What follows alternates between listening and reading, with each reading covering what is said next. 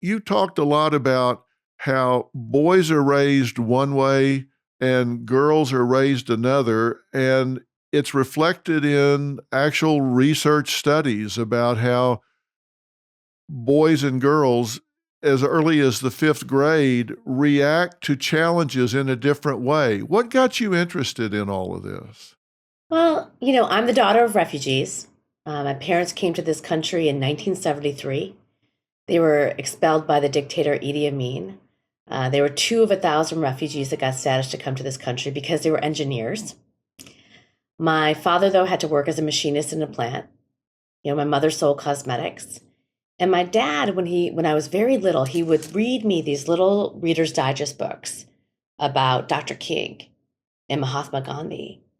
And there was something about hearing those stories when I was little about these change makers, these warriors, these people who were put on the earth to do something that stuck with me. And so I've always wanted to fight for people like my parents, vulnerable, poor, people who, others had counted out. And as we know, Dr. Phil, a lot of those are in our society and across the world are women and girls.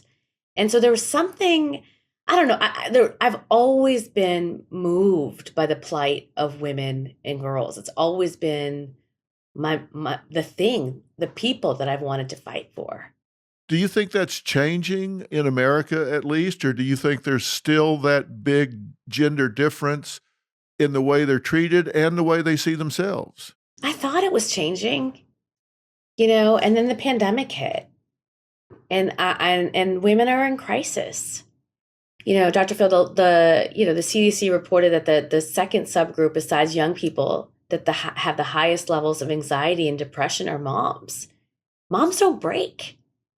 But there's something about the past 2 years in the pandemic. There's something about our public policies. There's something about our structure that we have in our society that is really pushing mothers to the limit.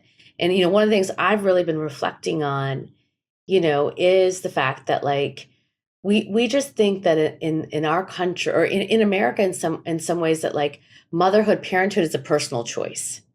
And so you don't get anything from your government, your society, your neighbor, your friends, your Right. workplace. But like you don't have a functioning society, that has a declining birth rate. Family values, being at family is like such a core part of what it means to be an American. And I think we've lost a little bit of that. In the 50s, we were not a double income society to the degree we are now. I think now the statistics are high 70s, maybe Yep. even low 80s double income society, whereas in the 50s, it was maybe half that. So now we've got both parents working outside the home, bringing in income that the family relies on. And previously, families adjusted to living on one income, and the second income was what you fell back on if something happened. Right. Somebody got sick, or a job was lost, or unexpected things came up. Then that second partner would get a job and bridge the gap. But now we're a largely double income society, and 100% of those two incomes are being absorbed. So there's no cushion Right. there. But women are a vital part of the family's economic lifeline. That's really showing the pay gap, right? Because they're out Yep. there in the workplace, but working for less. That's right. That's right. Women are not a nice to have in the workforce. They're a must have. But the problem is, Dr. Phil, we built workplaces on the fact that we've treated women as a nice to have. So, we have work days that are 9 to 5 and school days that are 8 to 3. Because back in, like you said, in the 50s, he was at work and she was at home and she could pick up the kids. Now it doesn't work that way. And so all of society is based on an outdated model that no longer exists. And who's picking up the slack? Women. And the pandemic really exposed this. So like when schools shut down, a lot of families in America treat schools, I know my parents did, as daycare centers. Of course. And so when schools shut down and you still had to work, you had no system of care. And when we created this thing where you had to like log in your kid at Zoom, I have a kindergartner. I can't be like, hey Sean, log yourself on, see you later. No, I got to be right there with him while I'm trying to keep my job.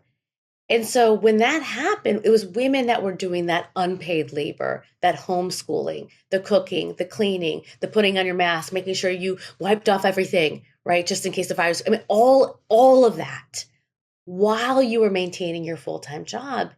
And nobody was looking at this saying, whoa, whoa, whoa, we got to rethink this. You decided to run for Congress. Mm-hmm. Did you think you were going to win? Oh gosh, yes. You never run unless you think you're going to win. I was so naive. I ran in 2010 against an 18-year incumbent in a Democratic primary. I thought I'd shake every hand, meet every voter. I had no idea what I was doing, Dr. Phil. Like, I was this daughter of refugees. I didn't know how to build a campaign. I didn't know how to ask for money. I didn't know how to walk into a senior center and give a talk. I mean, my first interview was on Chris Matthews. I'd never gone on TV before.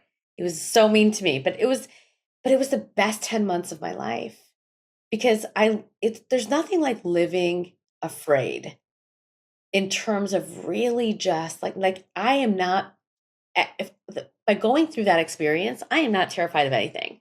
Next week I got to give a commencement speech at Yale in front of 20,000 people. And I'm like, bring it, like because of that congressional race, because every fearful thing that ever happened to me in many ways happened at 33. And so, but yes, when you run for office, you think you're going to win. And, the thing is I ran again and I lost again.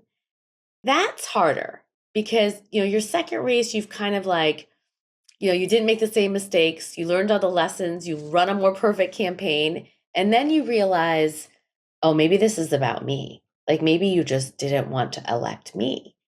But even that, Dr. Phil, it's like a gift because, when you think about some of the best athletes, LeBron James, Kobe Bryant, what kept them driving, what kept them, again, drilling 16, 17 hours a day was something happened to them early in their career. Whether, they didn't make a shot or they didn't get picked on the first draft, something happened to them. And that put a chip on their shoulder. So I've had a chip on my shoulder. You read my bio in the beginning, be like, wow, you've accomplished it. Because I had a chip on my shoulder from the time I was 33 and was like, all right, you're not going to pick me. I'm going to show you that I can make a difference. And every day since then, I get up and do my 16-hour a day drills, you know what I mean? And show that I am worthy of being a public servant, that I am worthy of being an American. I'm worthy of like fighting for people and that I can make a difference, even though you didn't think I could. You really do find resiliency from those things. But what's the message to parents of young girls? How do they do that? How do they instill that in them? Stop protecting them. Stop protecting them. That's what a friend of mine was telling me a story about her father when she was 8. I think he was in the military. One day he just walked in and he just took her pillow. He was like, you don't need it anymore. Like, it's like that kind of just tough. Like we coddle our kids. We protect them. If they forget to bring their homework at school, we don't know what it feels, let them feels like to make a mistake or to not get picked. Like we're like, I still have parents, who call me for their daughters to write recommendation letters for them. I'm like, they're 18. They can email me. So it's just like, we gotta stop that. I again grew up with like immigrant parents that were working class. They didn't know what I was doing. I wasn't in sports. I mean, they didn't know where I applied to college. They didn't read my recommendation letter. Nothing. And I turned out fine. So I just think this whole intensive parenting, this over coddling, we're literally building zero resiliency in our children. And then we wonder why they're medicated. We wonder why, they're not able to deal with strife. We also have to focus on what we're teaching these kids when they're in school or when they're in daycare. And that's what I was saying. You say there's this gender difference, not just about the job they're doing, it's about the values they're being taught. You made a big distinction about the difference of young women and girls being taught to strive for perfection and young boys being taught bravery. That was a big difference to you. Talk about that a little bit, because I really want people to hear your take on that. It's very interesting. So, a couple of years ago, I get asked to do a TED Talk. And like I said, I've been working on fighting for women and girls my whole life, led my first march when I was 13. And so I wanted to take that opportunity to get on that stage and say something about gender equality that like may put the conversation in a different perspective. And I run an organization, Girls Who Code. We have taught 500,000 girls to code across the country. I got Girls Who Code clubs in every county, town, and parish, from like Kansas to Nebraska to Atlanta, I mean, everywhere. And, when girls come to our programs to learn how to code, none of them have coded before. And so you're coming in with no knowledge. And during that first week, every teacher would tell me the same story. She'd say a student would come in her class and she'd look at her teacher and she'd say, I don't know what code to write. And the teacher would look at her computer screen and she'd see a blank text editor. So if she didn't know any different, she thought that her student spent the past 10 minutes just staring at the screen. But when the teacher pressed undo a few times, she saw that her student actually wrote code, but then deleted it. So instead of showing the progress that she made or saying, hey, I wrote this, but I think I made a mistake, she rather showed nothing at all. So it's this idea of perfection or bust. I tell this story on the TED stage. I walk off and I am inundated. 6 million people watch this talk, and I'm with women who say, I do this too. With dads who say, my daughter does this too. With girls who say, and it didn't matter whether you were a teacher or a doctor, a dancer or an artist, black, white, straight, gay, somewhere along the line, you had learned how to delete the code of your life. And what I mean by that is somewhere along the line, you had learned how to give up before you even try. And I wanted to understand, is that true? And if it is, when did you learn it? And can you unlearn it? And so, I wrote my last book, Brave Not Perfect, about this. And I learned it is true. Go to any playground in America and you'll see what I'm talking about. We tell our boys to like climb to the top of the monkey bars and then just jump head first. But with our girls, it's like, be careful, honey. Don't swing too high. Did you take that toy away from her? Give it back. And what happens when girls are born, we want to wrap them up with bubble wrap. A friend of mine just had a baby and she's teaching her to walk and she's like walking behind her and she's like, be careful, honey, be careful, honey. And she's like, and then your voice came and like I changed it to like, go baby, right? But it's like this instinct that we have to physically protect our girls. And then around 8 or 9, that physical protection extends to emotional protection. So when our daughter comes home from gymnastics and is crying because she can't do a cartwheel, we say, don't worry, honey, I'm going to put you into soccer. And so what happens is that young women get addicted to perfection and they gravitate toward the things that they're good at.